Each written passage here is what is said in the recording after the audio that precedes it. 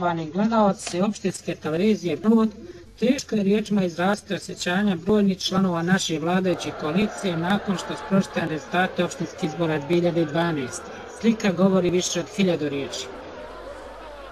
Pogledajte tu uplakanu omladinu, da li će moći zadržati svoje direktorske fotelje? Teško je u ovim trenucima dati odgovor.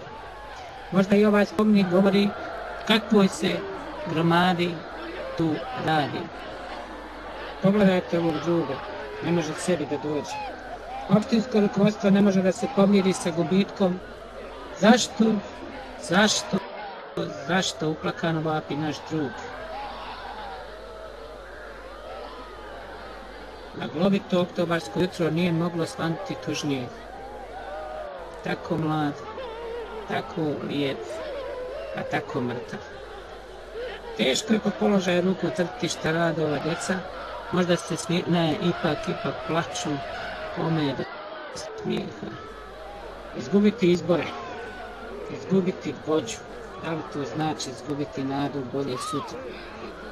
Njihova bol će nestati, a onda nazad u nove pobjede, nazad na izgradnju pijace, na izgradnju bazena i na izgradnju novih spomenika našem nikad prežaljenom vođi Pireru drugu.